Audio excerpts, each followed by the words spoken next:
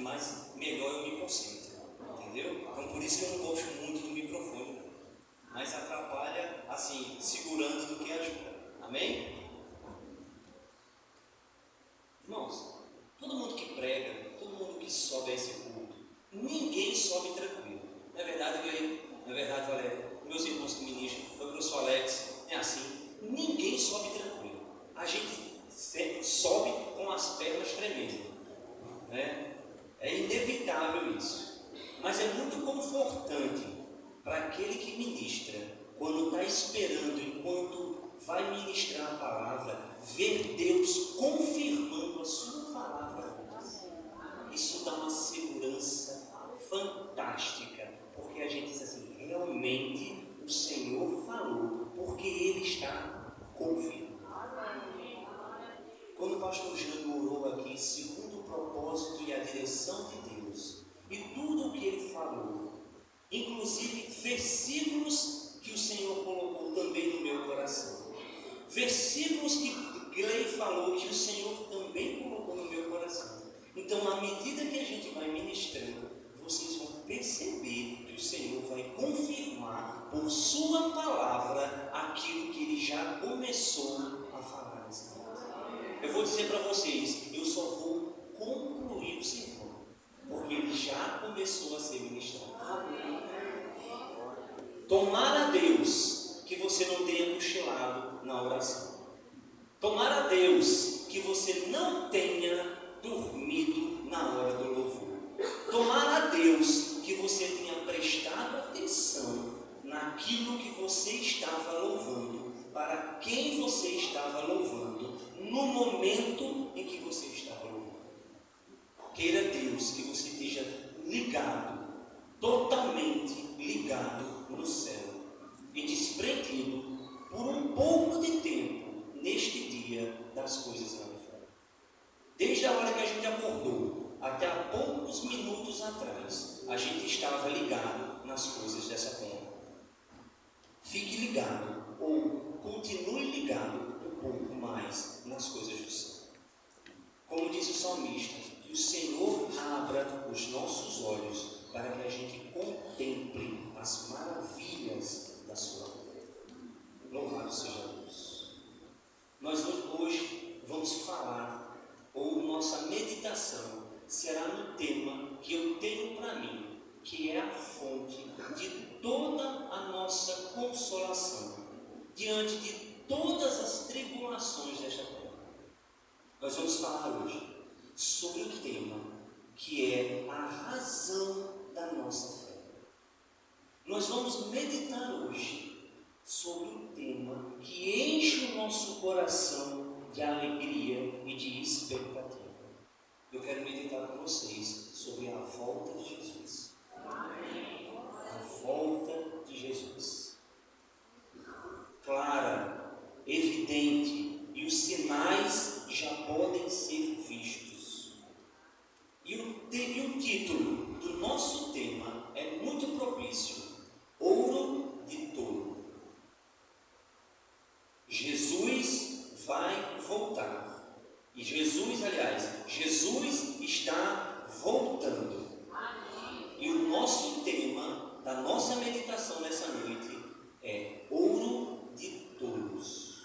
Abra sua Bíblia em Lucas, no capítulo 12, e nós vamos meditar numa parábola muito conhecida. Não tem como você dormir, não tem como você cochilar. E se você fizer isso, eu vou chamar o seu nome. E o que eu quero muito, eu desejo muito que você preste atenção, porque essa palavra, como já foi dita aqui, muda as nossas vidas, transforma as nossas vidas e nos dá direção. Abra comigo Lucas capítulo 12, a partir do verso 13 até o verso 21, nós vamos meditar sobre a parábola do rico insensato.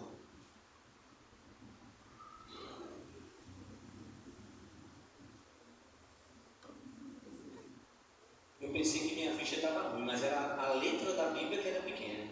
Agora encontrei uma Bíblia.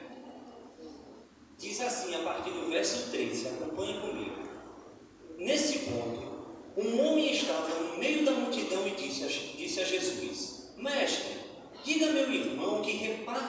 comigo a herança. Mas Jesus lhe respondeu: homem, quem me nomeou juiz ou repartidor entre vocês? Então Jesus lhe respondeu: tenha cuidado e não se deixe dominar por qualquer tipo de avareza, porque a vida de uma pessoa não consiste na abundância dos bens que ela tem. E Jesus lhe contou assim uma parábola, dizendo: o campo de um homem rico produziu com abundância. Então ele começou a pensar: que farei? Pois não tenho onde armazenar a minha colheita. Até que disse: já sei, destruirei meus celeiros, construirei outros maiores, e ali armazenarei todo o meu produto e todos os meus bens. Então direi à minha alma: você tem um depósito de muitos bens para muitos anos. Descanse, coma, beba e aproveite a vida. Mas Deus lhe disse: louco, esta noite lhe pedirão a sua alma, e o que tens preparado, para quem será? Assim é o que ajunta tesouros para si mesmo, mas não é rico para Deus.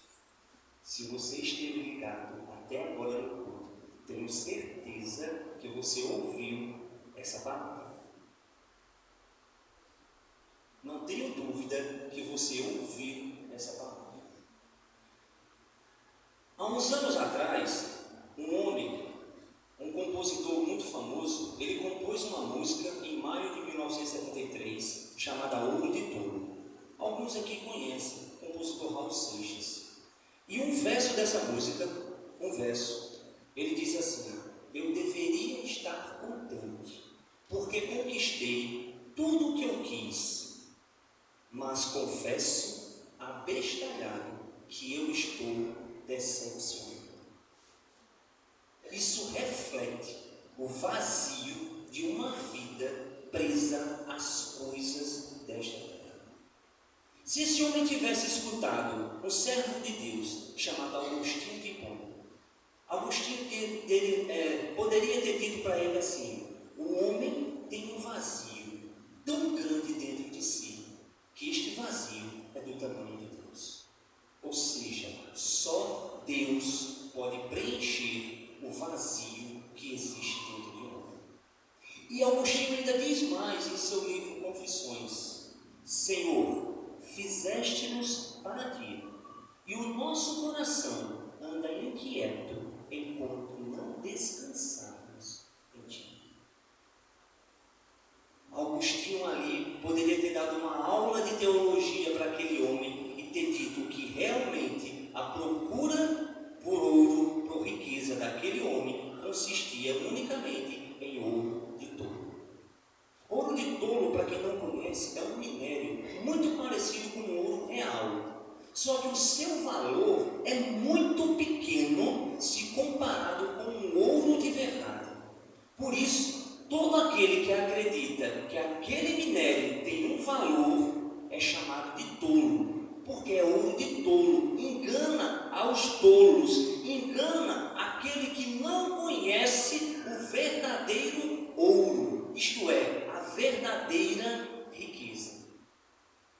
Percebam comigo, nesse capítulo 12, o Senhor Jesus vai estar pregando para uma multidão. E segundo Lucas aqui, o apóstolo Lucas, eu tenho tanta intimidade para chamá-lo de Lucas assim, né? Mas segundo o apóstolo Lucas aqui escrevendo, ele registra que há uma multidão de milhares de pessoas. Vamos considerar que milhares aí é a partir de 2.000 pessoas. Se a nossa congregação tem aproximadamente 600 membros, então a gente estaria pensando aí em uma multidão equivalente a 4, no mínimo, a 4 vezes a nossa congregação cheia.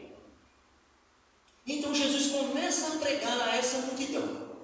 E Jesus, no verso 1 ao verso 4, ele vai dizer: cuidado com a hipocrisia. Cuidado com uma vida de aparência. Vivam em sinceridade na presença de Deus. Do verso 1 ao verso 4. Do verso 5 até o verso 10, Jesus vai dizer: tenham coragem de ser sinceros, de falarem a verdade, doa em quem doer, ou até a morte. E não temam aquele que pode matar somente o corpo, mas também aquele que pode lançar o corpo e a alma no inferno. Nesse contexto, Jesus faz uma promessa maravilhosa. Ele vai dizer assim: Ivo, se tu me confessares diante dos homens, eu confessarei a ti diante do Pai.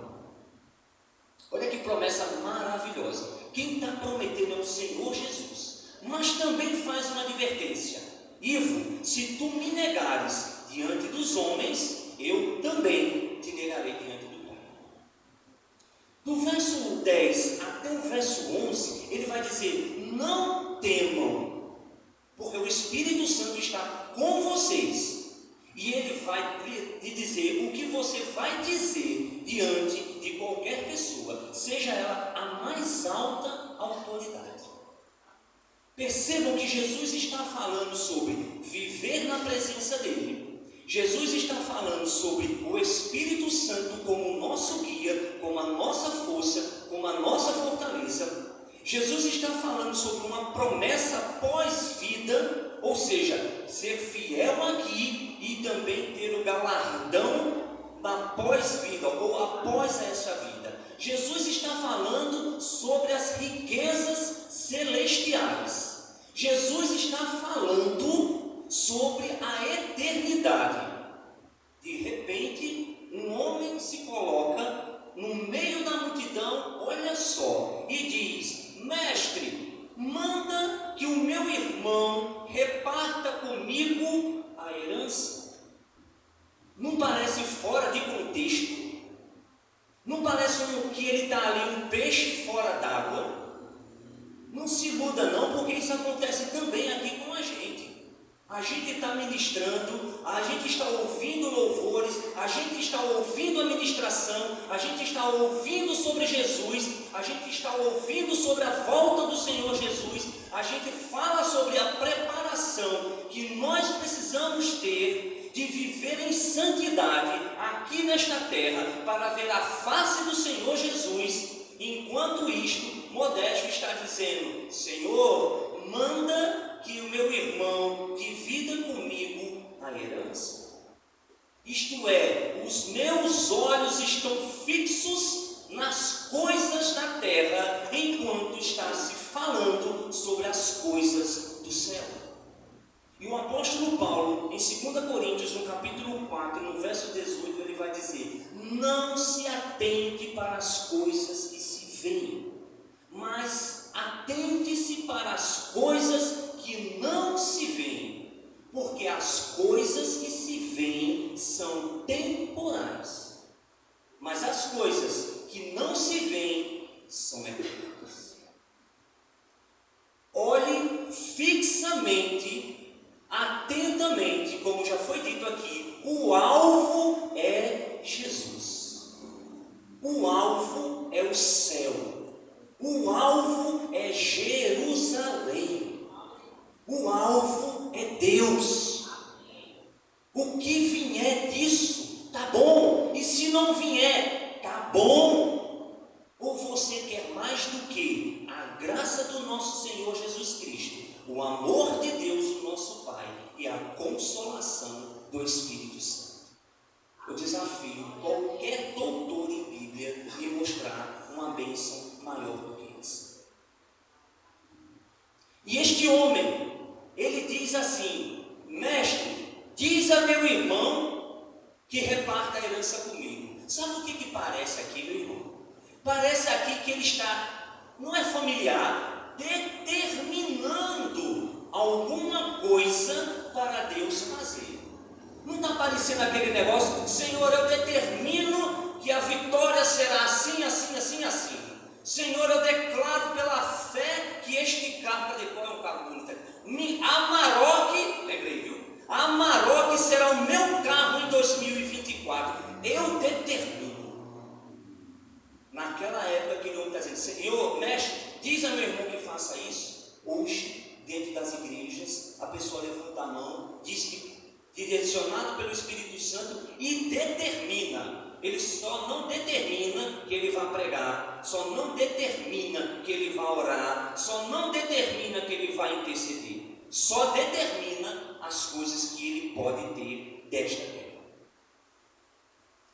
Prestem atenção. Jesus responde àquele homem e diz: homem, quem me constituiu juiz entre vocês? Quem disse que eu sou juiz entre vocês? Porque era comum naquela época um rabino, um mestre, ele também interferir em questões civis, em questões do dia a dia. Mas sabe por que ele fazia isso? Porque ele tinha autoridade espiritual sobre a vida daquelas pessoas. Então ele tinha autoridade também para ministrar coisas da vida, do cotidiano daquelas pessoas. Então quando Jesus olha para aquele homem e diz: quem me constituiu juiz entre vocês dois? Ou seja, eu sou também, eu tenho também autoridade, ou tu reconheces a minha autoridade sobre a tua vida espiritual? Jesus, minha irmã, ser Salvador, todo mundo quer. Quem é que não quer Jesus como Salvador? Todo mundo quer, mas existe a outra face da mesma moeda. Jesus é Salvador, mas ele é igualmente Senhor. Entendam, a relação com o abençoador precede a bênção. Você não pode querer só a bênção e não querer o abençoador. Com Deus não funciona desse jeito. Ele conhece os nossos corações, conhece as nossas palavras, antes mesmo delas se formarem nos nossos lábios. O Senhor já conhece todas as coisas. E aí ele vai mais além. O Senhor Jesus diz: quem me constituiu juiz entre vocês? Quem disse que eu sou juiz entre vocês?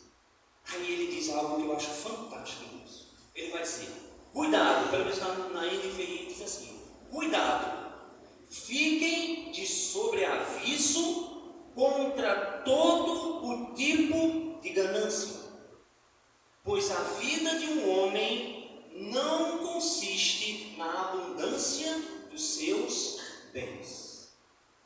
Cuidado contra todo o tipo de ganância. Em algumas versões dos amados irmãos deve ter avareza. Cuidado contra todo tipo de avareza.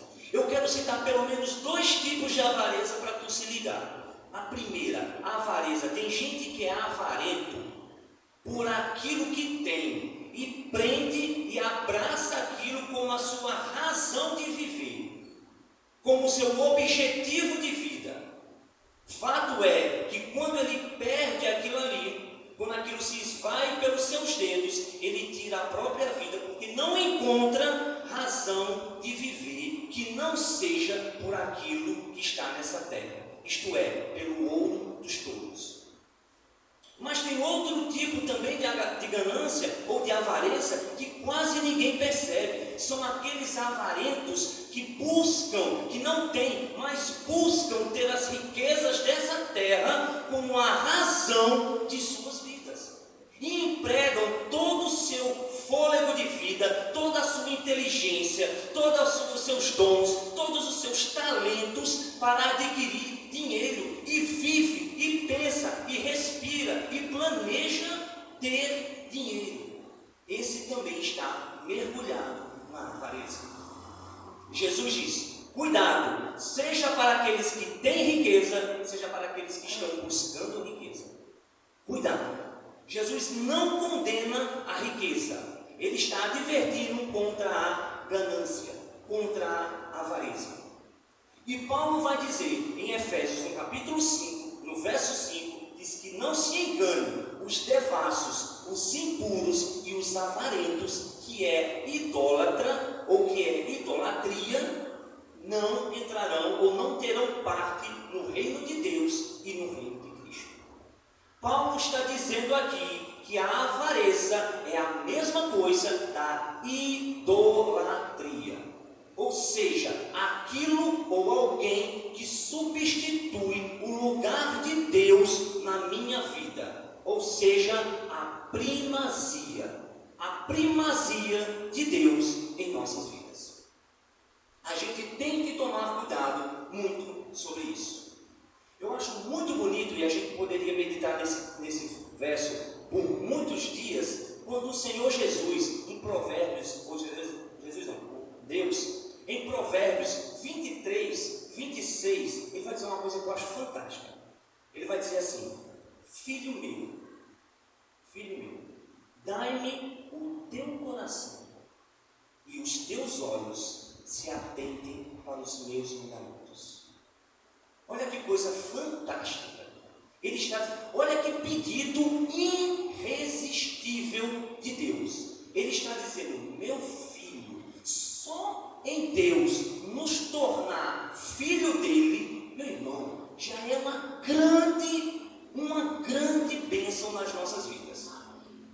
Você só vai entender, escute o que eu estou lhe dizendo, você só vai entender o que é graça quando você perceber a caatinga do pecado, o quanto ele aborrece ao Senhor, o quanto ele ira o Senhor. O pecado, diz John Owen, o pecado é um mal infinito e sofrerá punição infinita. O pecado desestabilizou, nos tirou do jardim. Pastor Jânio, o pecado nos tirou da presença de Deus. Quando a gente entender isso, quando a gente entender quão grande bênção foi ser perdoado os nossos pecados, e sabe quanto foi dito, carimbado, confirmado que o pecado na gente foi pago, foi aceito o sacrifício, quando ao terceiro dia ele ressuscitou. Quando ele ressuscitou ao terceiro dia, é a prova que Deus está dizendo: está perdoado, está pago. O que tu devia não deve mais. O que tu não tinha condição de pagar foi pago. E ele está dizendo: meu filho, não é meu servo, é meu filho. Me dá o teu coração, me dá a primazia na tua vida, deixa eu ser o primeiro em tudo na tua vida, me coloca acima de tudo e de todos, me coloca nos teus planos em primeiro lugar, pensa em mim. E ele vai dizer assim, o Senhor Jesus, ainda no verso 15: a vida de um homem não consiste na abundância dos seus bens. Preste atenção no que Jesus, no que o Mestre está dizendo, quando ele diz: a vida de um homem não consiste na abundância dos seus bens. Consistir é o sinônimo, é sentido. Se a gente fosse traduzir de uma outra forma, seria assim: o sentido da vida de um homem não está no acúmulo de abundância de bens. Não consiste na abundância. O sentido da tua vida não é trabalhar, ficar rico e juntar. O sentido da tua vida não é esse. Se vier, beleza, mas o sentido dela não é esse. O Senhor nos fez para o adorar, para o louvar, para engrandecer, para fazer o nome dele conhecido, crido e temido na terra. Não foi para juntar dinheiro. Deus não te deu saúde só para isso. Você vai trabalhar, você vai ter condições, Deus vai abrir uma porta, Deus vai te dar oportunidade. Ei, se liga, mas não é para tu colocar os olhos nisso e pensar que o sentido da tua vida é esse. Como já foi dito aqui, vai ficar, meu irmão, quando a trombeta soar, quando o Senhor Jesus chamar, vai ficar até o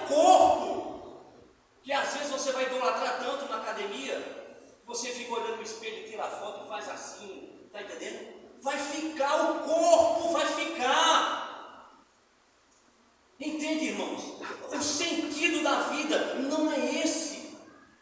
E se você não acreditar nas minhas palavras, se você achar que as minhas palavras não te convencem, tudo bem, então vamos escutar o conselho do homem, que foi o homem entre nós mais sábio da terra. Mais sábio do que Salomão, só Jesus. Só Jesus, certo? Vamos olhar o currículo de Salomão. Maior sucesso militar, não teve maior do que Salomão. Sucesso financeiro, não teve maior do que Salomão. Sucesso em sabedoria, não teve maior do que Salomão. Sucesso em fama, não teve maior do que Salomão. Sucesso em mulheres, não teve maior do que Salomão. Salomão, no capítulo 2 e no verso 10 de Eclesiastes, ele vai dizer assim: tudo, olha só, tudo que os meus olhos viram e o meu coração desejou, isso eu tive. Qual é o homem dessa terra que pode dizer isso hoje? Salomão era quase que sem limites. Salomão disse: olha, tudo que eu vi e eu quis, eu tive. Nem Elon Musk pode falar isso. Só Salomão pode falar isso. Mas nem Elon Musk pode falar isso. O homem que quer conquistar o espaço, ele não pode dizer isso. Ele tem restrição. Esse homem, Salomão, que teve muito sucesso, nesse mesmo livro de Eclesiastes, no capítulo 12, lá no verso 13, ele vai dizer a mesma coisa que o Senhor Jesus está dizendo aqui. Ele diz: preste atenção, de tudo que você já ouviu, o fim não é pode ser, serão ou são. O fim é: teme a Deus e guarda os seus mandamentos, pois este é o dever de todo mundo. Salomão disse isso. O fim de todas as coisas, isto é, o fim da sua vida, o sentido da sua vida, o sentido da nossa vida é temer a Deus, ter respeito por Deus, ter comunhão com Deus e observar os seus mandamentos, andar nos seus mandamentos, pastor Jânio, andar na sua presença. Esse é o sentido da vida. Esse é o sentido da vida. Jesus, depois de dizer essa linda verdade,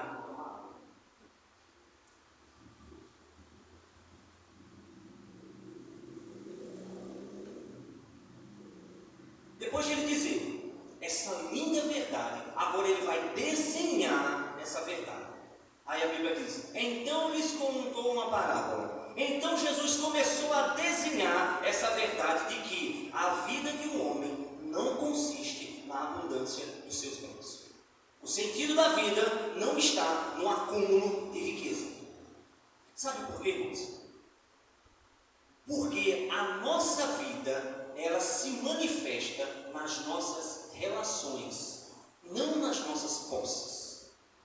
É na relação, porque Deus nos fez seres relacionais. A gente consegue viver se relacionando. Não é pelo ter, é pelo ser. E ser de Deus, e ter comunhão com Deus, em se relacionar com Deus. Toda pessoa que se relaciona bem com Deus, se relaciona bem com o próximo. Porque não tem como amar a Deus e não amar aquilo que Deus ama, ou aquele a quem Deus ama. Não tem como. Então, aí olha só, começa a parábola dizendo assim: então Jesus disse: a terra de um certo homem produziu muito. A terra de quem foi que produziu, irmãos? Segundo a parábola, foi a terra, não foi o braço do homem, foi a terra. E como o pastor Jânio leu aqui, Salmos 24, por isso que eu disse que tinha, Salmos 24, 1 e 2, a terra e a sua plenitude, o mundo e tudo que nele habita, pertencem ao Senhor. Tudo é de Deus, Ele é o dono, por direito de criação e sustentação. Ele é o dono de todas as coisas. Foi Deus, segundo o Salmo 24, foi Deus quem firmou a terra sobre as águas e firmou-a sobre os rios. É do Senhor Senhor o ar que nós respiramos. É do Senhor o corpo que temos. É do Senhor o fôlego de vida que nós temos. Só isso já era para aquele homem ser humilde. Só isso já nos faz refletir que nós não somos nada. Somos pó e cinza nessa terra. A terra foi quem produziu. Isto é, foi Deus quem deu o sol, a chuva, os ventos, evitou as pragas. Foi o Senhor que fez crescer. Isso não te lembra alguma coisa não, irmãos? Ou tu acha que o carrão que tu tens foi todo teu braço? Ou tu acha que o bom emprego que tu tens foi só por conta do teu currículo? Ou tu acha que o que tu tens na vida foi porque você batalhou muito? Foi as misericórdias do Senhor. São as misericórdias do Senhor. É a bondade de Deus que nos faz levantar todos os dias. É o Senhor que nos concede o fôlego de vida. É o Senhor que nos dá de graça todas as coisas. A gente não trouxe nada para esse mundo. Nós não acrescentamos nada a não ser os pecados. Mas nada de bom trouxemos para a criação. Tudo é de Deus. Tudo pertence a Deus. Aí esse homem, percebam o coração da pessoa que está apegado às coisas dessa terra. O próximo versículo diz: então ele disse consigo mesmo. Esse homem está tão cheio de si que ele não escuta mais ninguém. A única voz que ele escuta é a voz dele. Esse homem está falando sozinho, irmãos. E na cultura do Oriente, daquela época, não era comum as decisões serem isoladas. As decisões eram tomadas geralmente no âmbito mais coletivo. Se ia casar, tinha um consenso na família. Se ia adquirir uma posse, tinha um consenso na família. Por isso que é tão forte Provérbios 14, 11, quando diz que na multidão de conselhos encontra-se sabedoria. Em algumas versões vai dizer segurança. Por quê? Porque eles tomavam as decisões em conselho, mas aquele homem está tomado por sua riqueza. Ele só olha para a sua riqueza, ele só consegue ouvir ele mesmo. É como um homem sábio já disse: certo homem era tão pobre que só tinha dinheiro. Tão pobre que só tinha dinheiro. Então ele só consegue ouvir a ele mesmo. E olha que interessante, o próximo versículo, eu vou ler com vocês. Essa minha versão, a NVI é melhor. Mas ele diz assim: já sei, destruirei meus celeiros, construirei outros maiores, e armazenarei todo o meu produto e todos os meus bens. Muito bem, essa é uma leitura que a gente faz por cima. Deixa eu fazer a leitura de uma outra maneira para vocês. Eu já sei, eu destruirei os meus celeiros, eu construirei maiores, e ali eu armazenarei todo o meu produto e todos os meus bens. Percebem o vazio desse homem? Percebem o vazio da pessoa que só tem as coisas desta terra como alvo? Ele está cheio dos dois piores pecados, ou dos pecados que mais nos atrapalham nessa terra: eu e meu. Eu e meu. Eu já sei, eu destruirei, eu construirei, eu armazenarei meus bens, meus celeiros, minha safra, meus bens, minha herança. Esse homem está preso a ele mesmo, porque os braços do ouro de tolos o abraçou e está sozinho. O eu traduz o ego da raça humana. E o ego, irmãos, como diz o pastor Washington, é um vermezinho que tem no coração da gente, que por mais que a gente esmague, quando a gente tira o pé, ele ainda está se mexendo. É difícil matar o próprio eu. Domingo passado, nós tivemos a ministração de Gleia aqui, falando sobre a renúncia. Eu acho que não tem castigo maior para o ego do que a renúncia, do que você negar-se a si mesmo. E observe, a questão do eu é tão problemática, que eu vou te dar 2 exemplos. Primeiro, pecado nos céus. Isaías 14:13. Eu subirei acima das estrelas de Deus e exaltarei o meu trono. Subirei até as nuvens e serei semelhante ao Altíssimo. Olha a arrogância, olha o eu de Satanás, olha o eu de Lúcifer. Eu exaltarei o meu trono acima do Altíssimo. Mas tudo bem, foi lá no céu. E na terra? Gênesis 3:5. Pois Deus sabe que no dia que tu comeres deste fruto, sereis semelhante a Deus, conhecedor do bem e do mal. Percebe que é o mesmo pecado? O eu do céu, o pecado do eu no céu, é o mesmo pecado do eu da terra. É o mesmo pecado. E a gente tem que lutar sobre isso. Por isso que Jesus diz assim: quer me seguir, negue-se a si mesmo. Quer vir após mim, negue-se a si mesmo. O que João, um dos apóstolos que trabalhou muito pelo Senhor, João Batista, ele dizia que eu diminua e o Senhor cresça. Eu tenho que diminuir, o Senhor tem que crescer na nossa vida. Eu tenho que diminuir. Assim eu vou me desapegar das coisas de Deus. O Senhor Jesus vai dizer lá em Mateus 6, o verso 21 e o verso 24. Verso 21, Jesus dá uma pancada na gente, meu irmão. Uma pancada. Ele vai dizer assim, ó, escuta. Ele vai dizer: Jânio, aonde estiver o teu tesouro, aí vai estar o teu coração. Aonde estiver o teu tesouro, aí está o teu coração. E ele ainda vai dizer mais, no verso 24: não podemos servir a 2 senhores ao mesmo tempo, pois haveremos de amar a um e odiar ao outro.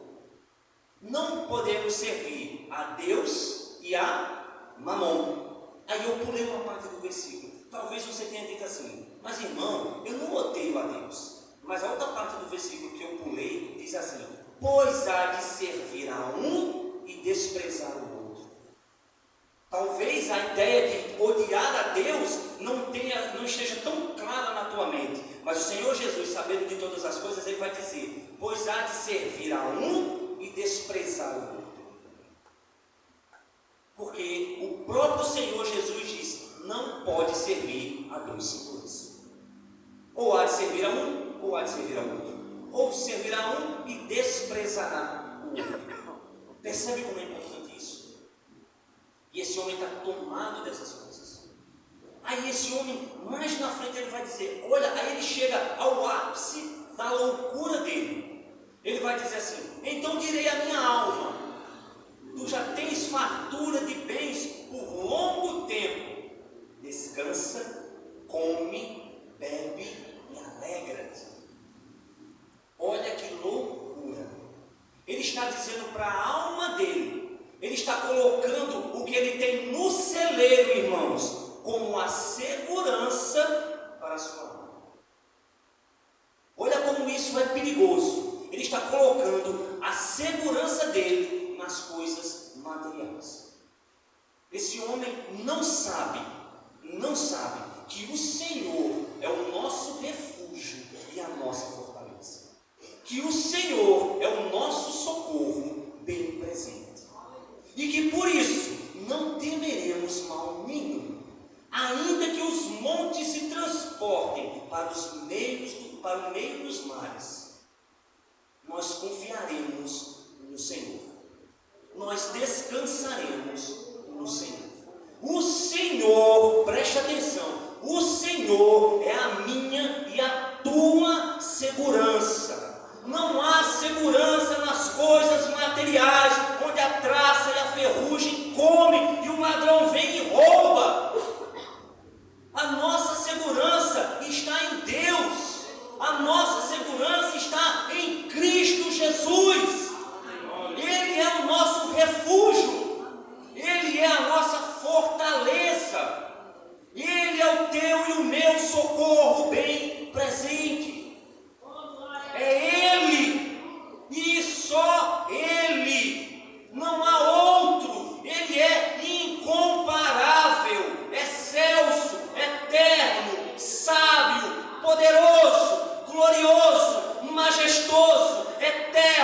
Deus Altíssimo.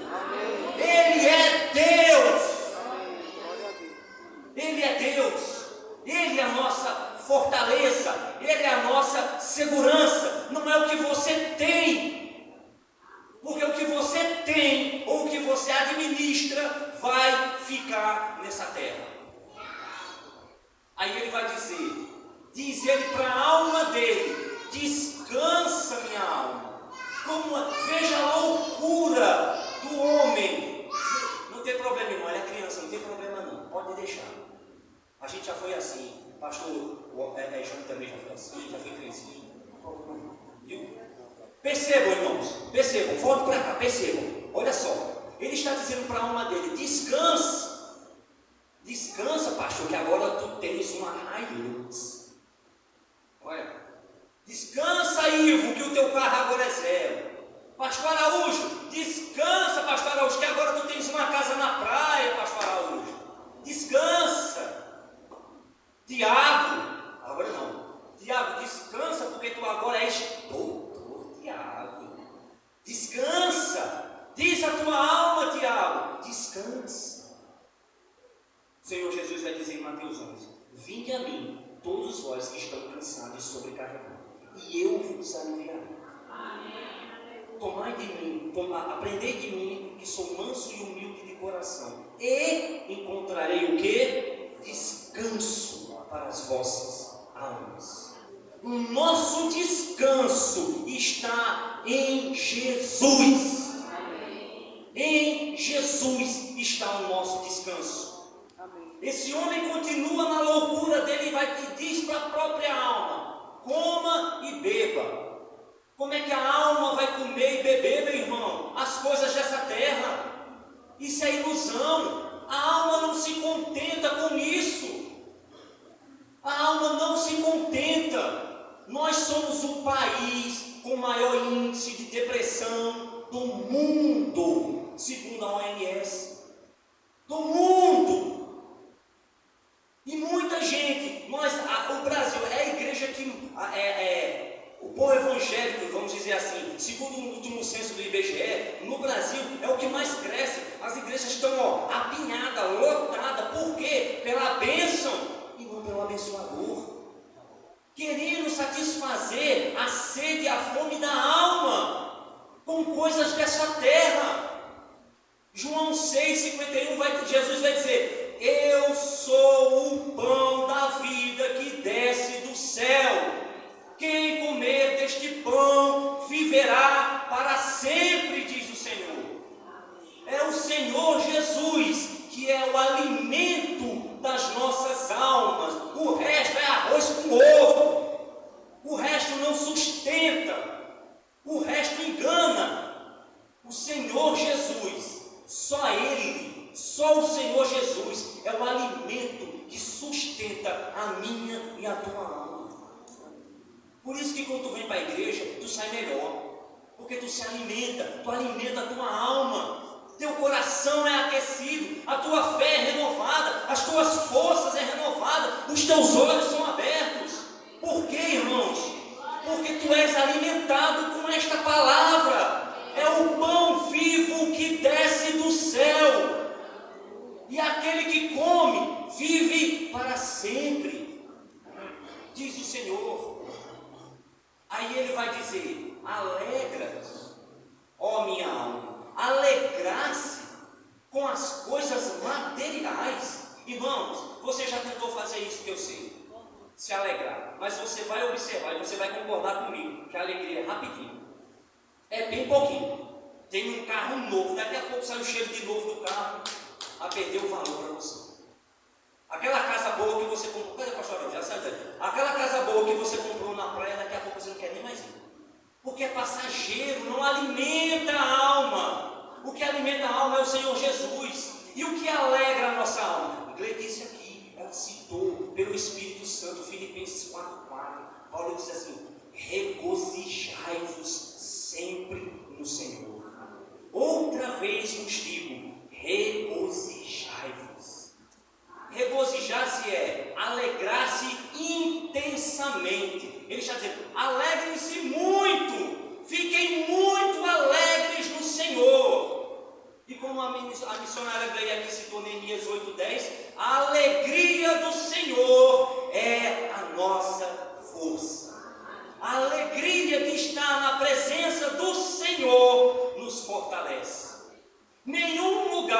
pastor Jânio disse pelo Espírito aqui, nenhum lugar é melhor do que a presença de Deus. Nenhum lugar para o ser humano é mais alto, diria Spurgeon, do que os pés de Jesus. É o lugar mais alto que um ser humano pode chegar. A honra maior que um ser humano pode ter é ser preparado pelo Espírito Santo e pregar a palavra do Senhor. Quer seja nesse púlpito, quer seja na esquina, quer seja no hospital. É honra, porque os anjos queriam isso. Os anjos ansiavam por isso. E isso nos foi dado à igreja do Senhor. Isso é honra, a maior honra que a gente pode ter. A maior honra, irmãos, a maior honra que a gente pode ter é pregar, é testemunhar sobre Jesus Cristo. Isso é precioso, isso é glorioso, estar na presença do Senhor. Aí Deus vai dizer para aquele homem, lembra que o nosso tema é a vinda de Jesus, e o título é Ouro de Tolos. Ele vai dizer para aquele homem, louco, ou seja, sem noção para onde ir, sem direção para onde caminhar, cego, pobre.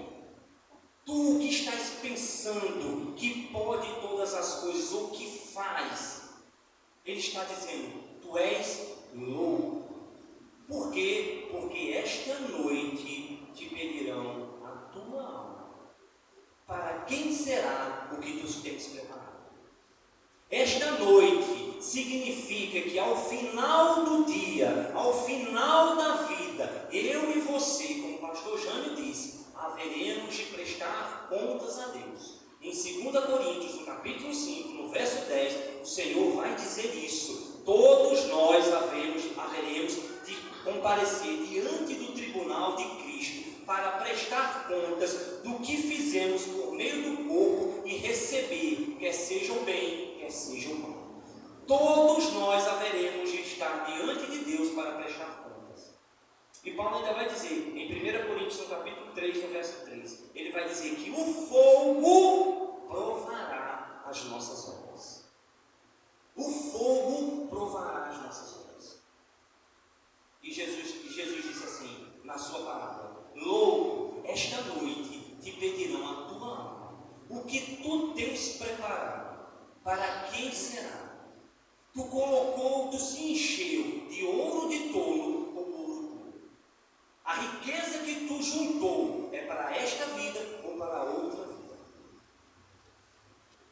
Eu assisti um filme um dia desse, e no filme dizia assim, o que fazemos na vida ecoa pela eternidade. O que você planta aqui, você vai colher também na eternidade. Quer seja bom, quer seja ruim. Entende, irmãos? Como isso é importante. Entende como essa palavra é urgente para a gente.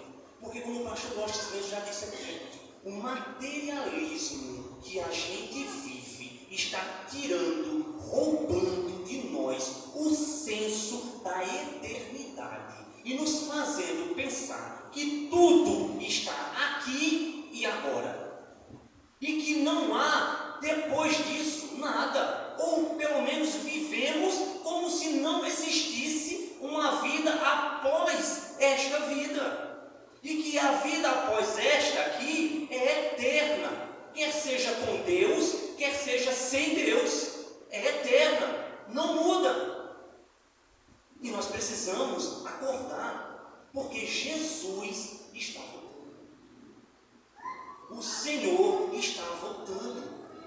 E nós não podemos estar com as nossas mãos presas no ouro de tolo. E o tempo já não me permite mais. Mas eu queria que o Ministério de Louvor viesse para cá. Porque como eu comecei com a citação de uma música do mundo, eu quero finalizar com uma música do céu. Eu quero cantar com vocês aí aquela música de Gabriela não sei o que. Ele vem. Gabriela não sei o que. Gabriela Rocha. Ele vem num piscar de olhar. E quem estiver pronto com ele. Mas eu acho bonito que ela diz assim, eu não vou me apegar com as coisas daqui. Porque eu sei que há um lugar que que me espera. Eu sei que eu sou peregrino, que eu sou estrangeiro nessa terra. Já que eu comecei com a música de Raul Seixas, agora a gente vai terminar com um hino de louvor e adoração ao nosso Deus. Eu queria que a igreja colocasse de pé, porque essa música é a conclusão do sermão e é a conclusão que tu vais fazer desse sermão para o Senhor. A tua declaração de que tu não vai se apegar com as coisas dessa terra. Amém? Se a gente não se encontrar no próximo domingo, nos vemos em Jerusalém, na terra que emana leite e mel, na terra que foi prometida ao nosso antepassado Abraão, na terra que João viu. A gente se vê em Jerusalém, próximo ao rio da vida, louvando e adorando a Deus. Amém?